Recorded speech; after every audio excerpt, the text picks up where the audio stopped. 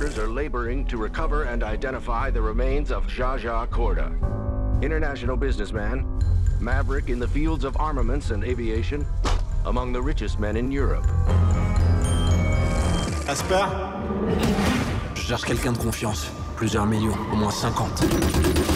Personne n'a jamais tenté ce coup. Un coup tranquille. この骨の付け根に包丁を入れて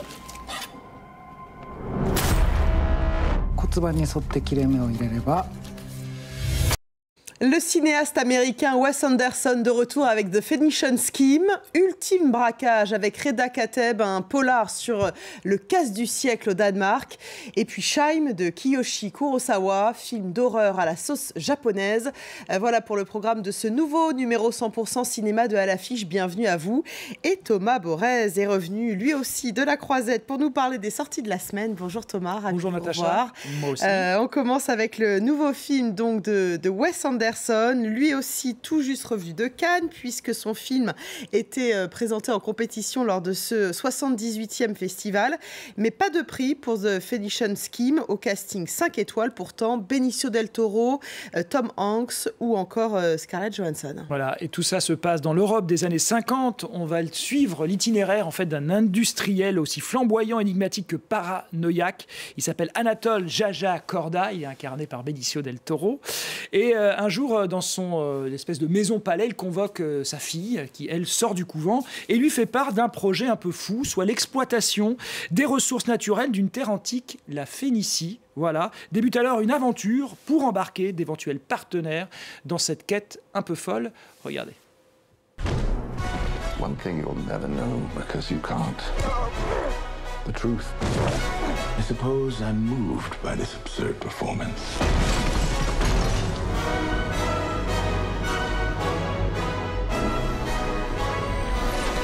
I recognize this assassin.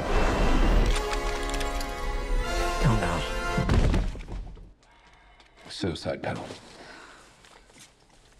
Merciful Father, take this miserable sin into the comfort of heaven. Alors, ce qui est sûr, Thomas, c'est que Wes Anderson ne manque pas de presse en France. Son œuvre fait l'objet en ce moment d'une exposition à la Cinémathèque française. Chacun de ses nouveaux films se retrouve systématiquement sélectionné en compétition au Festival de Cannes. Mais voilà, certains s'agacent du côté un peu redondant de son cinéma. Qu'est-ce que vous en pensez, Thomas ? Je fais partie de ces personnes qui trouvent pour le moins agaçant de voir un cinéaste se répéter. Alors, c'est vrai qu'il faut le dire, Wes Anderson a un style très affirmé. C'est ce qui en fait un artiste assez singulier, un univers coloré, on va dire un peu à la Tintin, un cadre toujours très bien rangé, à la symétrie parfaite, dandysme assumé, casting très bien peigné, voilà, des scénarios très bavards où s'entremêlent des indices, quitte à nous perdre dans les méandres de ces histoires. Le problème, c'est qu'avec The Phoenician Scheme, on a l'impression que le film s'épuise progressivement de lui-même, c'est-à-dire que le film avance par sketch, donc on sent à chaque fois, à l'image, on coche un petit peu les petites cases dès que le sketch est terminé, et en fait, ils sont inégaux. D'accord ? Et surtout, on sait combien il y en a à l'avance, puisque c'est le propos du départ. Et donc, on finit par être complètement épuisé par tout ça. C'est un peu dommage. Parce que sous cette apparente, finalement, légèreté se cache un sujet d'actualité, puisque l'histoire, c'est comment une poignée de milliardaires, d'accord, cherchent à épuiser les ressources naturelles de notre planète, pour leur simple profit. Et puis l'idée même que la terre à conquérir ici, c'est la Phénicie, qui, je vous le rappelle, est une terre antique située à cheval sur les actuels Israël, Liban et Syrie, ne saurait être anodin. Voilà. Alors au Festival de Cannes, il n'empêche que l'équipe de France 24 a rencontré au pas de charge une partie du casting. Alors forcément, ça va vite. Écoutez-les. Même si d'un point de vue du style et de l'image, il est unique, les histoires qu'il raconte sont très variées. Get the hand grenades. C'est très divertissant et je parle uniquement en tant que spectateur. Call it. Heads. Heads. Au début du tournage, entre les prises, je me tenais avec les mains sur les hanches et je l'ai vu d'un coup arrêter de faire ce qu'il faisait. Et il voulait que je prenne cette position devant la caméra en récitant mon texte. J'ai compris qu'il était vraiment très à l'écoute de ses acteurs. Tu peux faire 50 prises pour en avoir une bonne. Allez, on passe à un autre film, Thomas, si vous le voulez bien, un thriller danois porté par notre Reda Kateb national. Ça s'appelle L'ultime braquage de Frédéric Louis Rvid. L'histoire vraie d'un des braquages les plus retentissants de l'histoire du Danemark. Et là aussi, vous n'avez pas été très conquis. Mais d'abord, on va regarder à quoi ça ressemble. Première fois que je t'ai vu, j'ai su que t'étais un tueur, comme moi. Va remplir les sacs! La police est en route. Évitez toute confrontation avec les suspects. Ce que tu fous, t'étais pas dans mon plan. Mon plan, il marche pas, c'est de la merde. Plan B. Les flics! Y'a plus le temps! Je te préviens, c'est ta dernière chance. Plus vite! Accélère! Prépare les clous!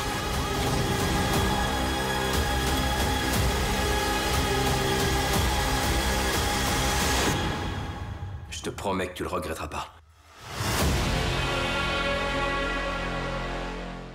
C'est un peu le problème, c'est quand on revient de Cannes et qu'on a vu la fine fleur du cinéma d'auteur international, quand on revient à la réalité, c'est parfois un peu dur. Voilà. Ce braquage, vous l'avez dit, ça s'inspire d'une histoire vraie. Les faits ont eu lieu à Copenhague en 2008. Alors, vêtus de masques, donc les truands avaient dérobé près de 8 millions d'euros à l'aide d'un chariot élévateur. Les braqueurs avaient réussi à détruire les murs d'un dépôt, rendant leur entreprise spectaculaire. Et puis la fuite avait généré une course-poursuite un peu dingue dans toute la ville. Voilà. Alors tout est sur l'écran, vraiment, même tout est simplement dans la bande-annonce, mise en scène nerveuse, acteur viril, personnage féminin faisant tapisserie, effet tape à l'œil, acteur en surjeu. Voilà, même notre bien-aimé Reda Kateb, quand même, en fait des caisses, en mentor psychopathe. Bref, tout ça sur le film d'action sans conscience, dont une exploitation directement sur une plateforme n'aurait scandalisé personne. Voilà, ultime braquage, ultime, on espère que le titre dit vrai. Oui, on va se contenter donc de la bande-annonce. Si on suit vos précieux conseils, Thomas, allez, on passe non pas à un, mais à 3 longs métrages du maître du cinéma japonais, Kiyoshi Kurosawa. 3 thrillers horrifiques qui vont sortir coup sur coup là, dans les 3 prochains mois. Le premier d'entre eux sort cette semaine, il s'appelle Shime, l'histoire d'un homme littéralement possédé. Voilà, et d'ailleurs, je ne résiste pas à vous lire directement en fait, le résumé qu'on a fait lui-même, Kiyoshi Kurosawa. Tashiro entend un carillon que personne d'autre n'entend. Le chime résonne. Le chime, c'est le carillon, donc. Il affirme qu'une machine s'est greffée à son cerveau. Le chime résonne encore. Matsuoka, son professeur de cuisine, tente de l'aider. Le chime résonne plus fort, on voit l'intensité. Tashiro se saisit d'un couteau. Voilà, c'est un film interdit aux moins de 12 ans. Regardez. 松岡先生、そういうものですか。計画があるんだ。こいつ殺す。僕が殺しちゃってもいいですよ。先生楽しみましょう。 Le cercle vendait des enfants à l'étranger et tuait ceux dont il n'arrivait pas à se débarrasser. La voilà, la vérité. 生きたままの鳥ならまだ理解できます。中途半端な処理がしてあるから余計気持ち悪いんです。 Voilà, film interdit aux moins de 12 ans. On le répète, Kurosawa, en tout cas, confirme qu'il est un maître de l'angoisse, Thomas. Oui, qu'il aime bien les couteaux. Il aime beaucoup. C'est-à-dire que le cinéaste japonais, il a 69 ans, je le précise, il n'a aucun lien de parenté avec Akira Kurosawa, l'auteur des 7 samouraïs. Des 7 samouraïs, il a été révélé en France, Kiyoshi Kurosawa, avec son film de serial killer Cure, qui était devenu vraiment culte, un film vraiment angoissé et angoissant. Et au moment de la sortie en France, et c'est intéressant, en 99, le cinéaste affirmait « Mes peurs à moi ne sont pas tant extérieures qu'intérieures ». Et eh bien, il faut le prendre au mot, puisque avec ce Shime, c'est exactement ça, c'est qu'on est dans un thriller purement mental, avec cette espèce de héros qui est vraiment prisonnier de ses propres démons et qui donc essaye de les extérioriser. Et on l'a vu, et on le devine, de manière assez violente. Voilà. On l'a dit, c'est le premier volet d'une trilogie donc de 3 films, et ce premier volet est court, 45 minutes seulement. Voilà, c'est un moyen métrage, mais croyez-moi, vous en aurez pour votre argent. Vous serez même peut-être parfois rassuré que le film ne dure que 45 minutes, parce qu'il y a une tension qui est vraiment incroyable. Ce qui est intéressant là-dedans, c'est que du coup, Kiyoshi Kurosawa ne se perd pas dans des méandres psychologisantes sur les personnages. On est vraiment à l'os avec ce film. Et surtout, ce format court permet une fin totalement abrupte dont je ne dirai évidemment rien. Alors vous l'avez dit, Shime, c'est le début d'un long marathon avec Kiyoshi Kurosawa. Cloud sortira le 4 juin et enfin La Voix du Serpent le 13 août. Ce sont là pour le coup ces deux autres films des vrais longs métrages de 2 heures à peu près. Et le dernier, La Voix du Serpent, a un casting très Frenchy, puisqu'il y a Damien Bonnard, on l'aura peut-être reconnu, et Mathieu Amalric. Voilà, donc l'été sera Kiyoshi Kurosawa ou ne sera pas.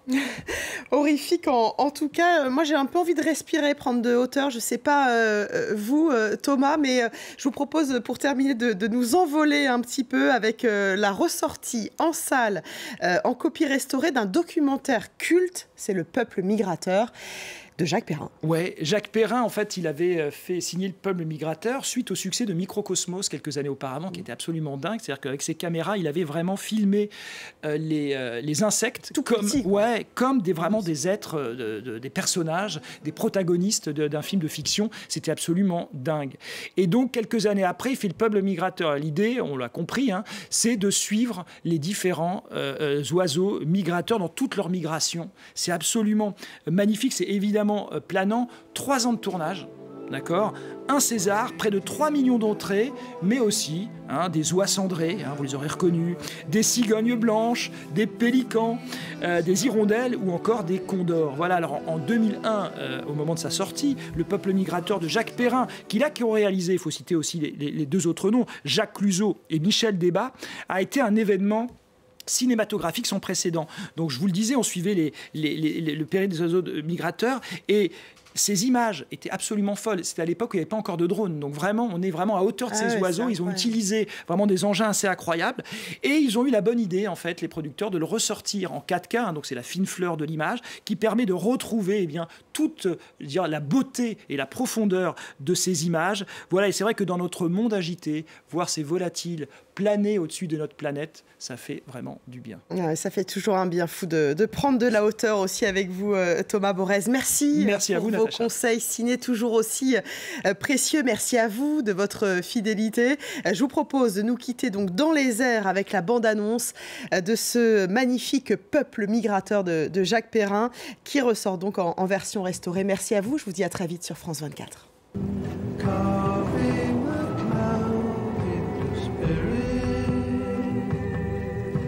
Surface of the air, dervish dancers, summoning the sun.